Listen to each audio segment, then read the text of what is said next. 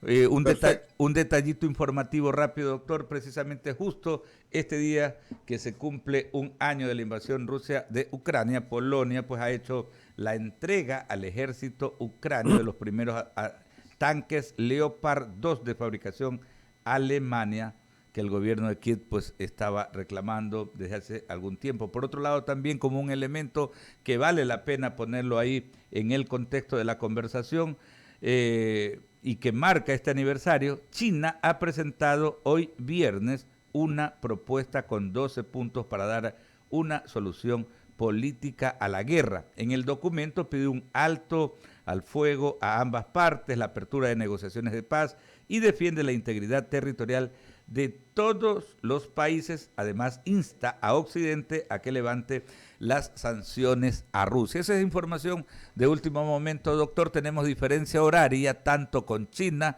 como con Ucrania, y por eso se entiende que ya estemos hablando de elementos que van haciendo pues el menú informativo en esos lugares. Me gustaría tener una primera lectura suya. ¿Qué significa todo esto, toda esta situación desatada desde hace un año? Bienvenido nuevamente.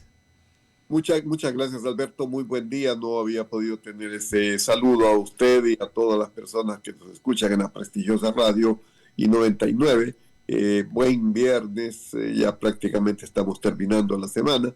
A ver, el día de hoy se cumple un aniversario de algo que realmente es lamentable, triste, dramático, que es la invasión de Rusia a Ucrania. ¿Y por qué digo todo esto? En primer lugar, porque esto implicó la ruptura de un orden internacional. El orden internacional vigente sostenía que ningún país podía reclamar territorios por la fuerza, que todo era un tema de negociaciones y que el recurso a las armas estaba prohibido. Eso fue precisamente lo contrario que hizo Rusia este 24 de febrero de 2022, cuando se precipitó en varios puntos de la frontera ucrania con ataques de tropas de tierra, misiles, después de estar más o menos 15 o 20 días moviéndose alrededor de Ucrania. Entonces, esto es una ruptura de un orden que evidentemente pone en otra situación al mundo. Algunas personas creen que, bueno, aquí en Ecuador estamos muy lejos, ¿qué nos importa? Sí nos importa. En primer lugar, porque una característica que desde los años 90 hemos tenido, que es el mercado global internacional, que significa, yo no tengo por qué producir aquello que no es fortaleza mía, simplemente no importo. Claro, nosotros tenemos todavía barreras arancelarias producto de un Estado de los años 60, pero en realidad hacia donde va el mundo es simplemente liberación de barreras arancelarias. Yo produzco mis cuestiones en las cuales realmente soy fuerte y en otras simplemente importo. Ese fue lo que le pasó a Alemania, que confió completamente que Rusia jamás iba a protagonizar un acto bélico y le entregó nada menos que la producción y la entrega del 85 al 90% del gas. Con lo cual, estratégicamente quedó desprotegida hasta ahora en cambio ya ha variado. Pero insisto, el comercio mundial se ha sostenido sobre esa base. No estamos entre bloques enemigos, sino entre países que tienen intereses económicos diferentes. De ahí esa frase que en aquella época hubo, durante los años 90 y hasta ahora, cada vez menos, por supuesto, de que los embajadores de los países, más que ser políticos, tienen que ser administradores de negocios, gente de negocios, empresarios, porque de lo que se trata en las relaciones internacionales es hacer buenos negocios. Bueno, eso se acabó.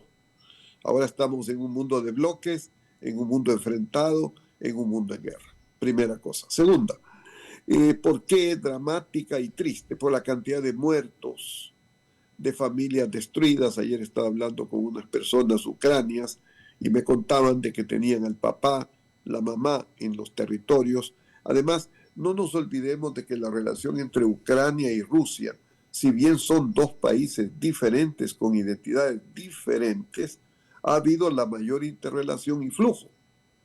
Entonces, muchas veces rusos, por ejemplo, en la zona del Donbass, vivían, y lo mismo ucranios en poblaciones cercanas, por ejemplo en Kaliningrado, cerca del Báltico. Entonces, en este momento, todas estas familias están separadas, padres de familia angustiados de que su hijo ya el próximo año cumple 18 en Rusia y que lo van a mandar a morir a una guerra que nadie entiende para qué sirve. Entonces, hay muerte, hay destrucción. 3.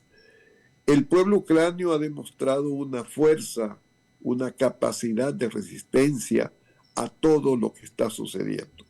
Eso creo que es una lección en una época en que carecemos aparentemente de valores y donde solamente el interés personal y el más pragmático es lo que prima. En este momento hemos visto que este país se ha enfrentado a este gigante y ha tenido una guerra que evidentemente ha librado. Putin creía que ya para estos momentos Kiev y prácticamente buena parte de la población ucrania habría caído en manos rusas, y sin embargo, en este momento más bien se da una situación inversa. Es Ucrania la que está tratando de recuperar los territorios perdidos en el 2014. Ahora, en medio de todo esto, doctor, ¿hay espacio para la paz? Pregunto, no ha habido muchos pronunciamientos, hubo reunión del Consejo de Seguridad de la ONU ayer, acabo de mencionar, ¿no?, esta propuesta que precisamente hace China, y siempre se habla desde acá, ¿no? Desde Occidente también se mira con bastante prudencia la posición de la República Popular China y de su líder, ¿no?, Xi Jinping. De alguna manera también lo que haga o deje de hacer el gobierno chino es importante. Pero lanzan justamente hoy esta propuesta de los 12 puntos para buscar una solución pacificadora. La pregunta es, ¿hay espacio para aquello? Bueno, yo creo que sí, porque si no creemos que la guerra debe ser indefinida y que deben luchar hasta el fin de los tiempos, hay que encontrar una solución. El problema es cuál solución. Evidentemente, para el caso ucranio y para Occidente, la solución tiene que ser que Ucrania restablece la integridad, la posesión, la integridad de los territorios perdidos desde 2014, es decir, Crimea, la zona del Donbass, porque lo contrario sería admitir que Rusia por la fuerza le arrebató esos territorios. Eso indiscutiblemente. Segundo, evidentemente tampoco podemos pedir que Rusia salga humillada. Exacto. Estamos en un punto de no retorno. Entonces, esa es una cuestión que hay que tratar de ver cómo se lo reconcilia. Y ahí viene, claro, el problema de tener a una persona, un personaje como Putin, siniestro, que no reconoce razones. De hecho, la invasión a Ucrania ha fracasado, y ese es otro elemento que hay que tomar en cuenta. Probablemente hay que estudiar a fondo la propuesta china. En este momento hay un involucramiento de Occidente cada vez más fuerte del que hubo en todo este año. Ya el envío de los tanques Abrams y de los Leopard 2. Ayer estaba viendo también en El País de Madrid que ya España está dando más tanques, pero detrás de esto pueden venir los M-16, los aviones, ¿no? Y los misiles balísticos. Es decir, la visita de Biden esta semana que acaba de pasar a Kiev es una muestra de que Washington está dispuesto a tomar como propia esta guerra. Entonces, evidentemente, eso hay que reconciliarlo con Rusia. Y yo creo que Rusia sí está sintiendo también los efectos de esta guerra que no termina. Pese a que Putin ha dicho que él tiene todo el tiempo del mundo, que el general tiempo está a su favor.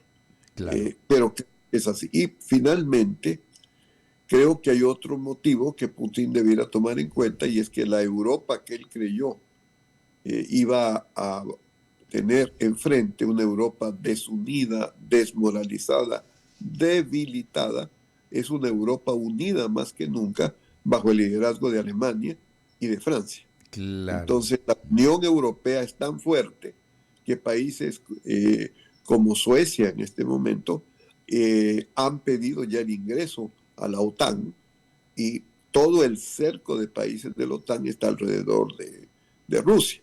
Rusia probablemente una de las cosas que va a pedir es que Ucrania jamás ingrese a la Unión Europea y peor a la OTAN.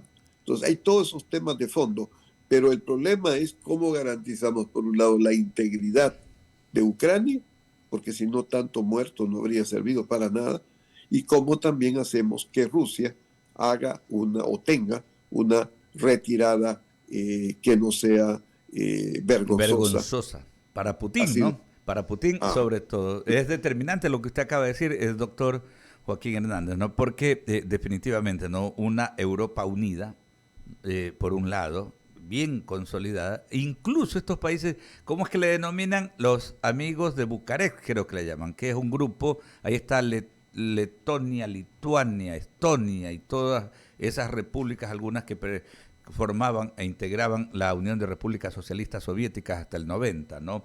Entonces todos esos países también se alinean con la Europa occidental y van fijando posición a favor de Ucrania, y aquello también hay un es dato que determinante. me permito, Alberto, señalar para usted y los señores que nos escuchan. Estaba viendo en las estadísticas del país de Madrid esta mañana que la inversión rusa en armamento en el año 2022 ha sido de 65 millones y la inversión de los Estados Unidos en producción de armamentos ha sido para Ucrania 64. Es decir, que Rusia está enfrentándose a la mayor potencia mundial y no nos olvidemos de que la producción industrial económica es definitiva en una guerra. Las guerras no solo la hacen el heroísmo de las personas, la moral de las personas, sí, obviamente tiene mucho que ver, pero también tiene que ver la industria. Por eso el presidente Franklin Roosevelt decía ya por los años 40, en la Segunda Guerra Mundial, que Estados Unidos iba a convertirse en el arsenal de la democracia, cuando empezó a enviar armas a Inglaterra contra la Alemania de Hitler, y ya sabemos en lo que paró. Por supuesto que sí. Oiga, me llama la atención dos aspectos, ¿no? De esta propuesta de 12 puntos de China, ¿no? O sea, lo que usted está diciendo, por un lado, cómo, a ver, se posicionan en algo que defiende Occidente, que tiene que ver con la integridad territorial de todos los países. ¿Está de acuerdo China con esa posición? Lo cual resulta muy relevante. Pero en otra parte, en otro punto, insta a Occidente a que levante todas las sanciones a Rusia. Entonces, de alguna manera, China como que busca equilibrar precisamente aquello, ¿no? Darle una salida a Putin que no sea pues tan deshonrosa, diría yo, ¿no? Así es. Ojalá que la lectura sea así como la estamos viendo, habrá que ver la letra pequeña. Evidentemente, como usted muy bien decía, pues recién estamos recibiendo esta noticia, yo la acabo de ver en Le Monde. Evidentemente, yo creo que tenemos que ver al fondo y ver la reacción de Washington y de Claro. Berlín. Por supuesto que sí, hay que ir viendo las reacciones que se deriven a partir de este momento. El terremoto que sacudió el lunes 6 de febrero a Turquía, de alguna manera deja un gran actor, ¿no es cierto? Y me refiero al presidente de Turquía, al presidente Erdogan, que de alguna manera también se estaba configurando como alguien que buscaba arbitrar y tener gran relevancia en las negociaciones, lo deja fuera, ¿no? Es increíble también cómo esta catástrofe natural, me refiero a los terremotos que han dejado esta estela de dolor, de sufrimiento, de pérdidas económicas en Turquía, un país ubicado donde está, enclavado donde está, pero con una postura, siendo miembro de la OTAN también, con una postura que tiene muchísimas particularidades, ¿no? Lo deja fuera. No sé qué lectura deja aquello, ¿no? Qué tan conveniente hubiera sido también una participación más activa del presidente Erdogan, líder de Turquía, en todas estas negociaciones, doctor. Depende de lo que esperábamos de cada uno. En cuanto a poder e influencia, evidentemente China es decisiva, ¿no? Puede mediar sin que se incline hacia el bando ruso, como ha sido hasta ahora su política exterior, aunque con distancias, ¿no? Yo creo que los chinos también se dieron cuenta de que Rusia no tiene tan fácil el 2023 y que ganar esta guerra va a ser un desgaste brutal, ¿no? Y va a consolidar más bien la hegemonía de los Estados Unidos. Porque hay repercusiones, ¿no? Incluso en el Pacífico. Pero evidentemente Erdogan pudo haber sido la persona de confianza que hablaba al oído de Putin, que le sugería, etcétera. Que no creo que deje de hacerlo. No creo tampoco que deje de hacerlo. Pero evidentemente el poder moral de sentar en una mesa a negociar a ambos contendientes lo tiene China. Sí, es determinante. Ahí coincidimos plenamente, ¿no? Plenamente. Yo creo que también el presidente Xi Jinping también estratégicamente él ha esperado un tanto como para ver el desenvolvimiento de todos estos acontecimientos y no se va a echar pues a Occidente encima. Tiene negocios con la mayor parte de los países europeos, entonces también él es muy cauto. Dejemos un ratito el tema de lo que estamos recordando, ¿no? La invasión de Rusia a Ucrania, ocurrida hace un año, doctor. Sí me gustaría escuchar, y más que preguntarle, sí me gustaría escuchar un mensaje de su parte. El país, nuestro país, vive momentos bastante duros, ¿no? En esta cuestión de la lucha política, los llamamientos a más levantamientos, parece que nunca se van a terminar, ¿no? Este tipo de confrontaciones. Y sí es importante también tener desde la academia, en este caso pues en su condición de académico, también tener un mensaje. Yo creo que los ecuatorianos necesitamos también poner la pausa, ponernos de acuerdo porque tenemos amenazas latentes, amenazas en las que todas las personas de bien deberíamos, más allá de que podamos estar en desacuerdo por nuestras visiones en temas políticos, sí deberíamos de ponernos de acuerdo. Me gustaría escuchar ese mensaje, doctor. Sí, mire, yo creo que evidentemente estamos en un proceso muy difícil en toda la región. Si miramos al vecino del sur, Perú, se encuentra en una situación, no digo parecida, porque no es parecida, cada uno tiene su propia identidad, pero la desestabilización, el enfrentamiento, el odio, la caída económica, la inflación, la pérdida de empleo, son fenómenos similares.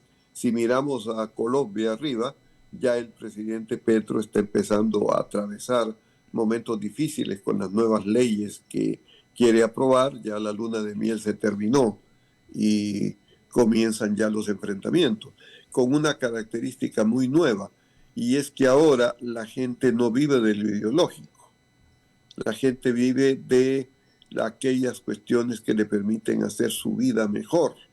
Entonces pueden los políticos estar discutiendo sobre esto, lo otro, lo demás allá, y realmente no van a encontrar en la gente apoyo. Y los que votaron en un momento dado por una línea, si en 6 meses, en 8, en 10, encuentran ineficiente, encuentran que no hay respuesta a sus necesidades, probable que lo que van a hacer es cambiar. Y el caso más típico fue Chile.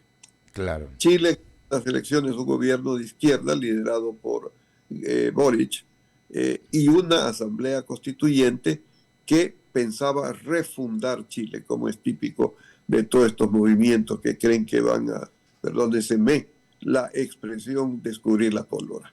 Y entonces que van a hacer una nueva constitución y todos los términos realmente, muchos de ellos destrozan simplemente al castellano, ocurrencias, etc.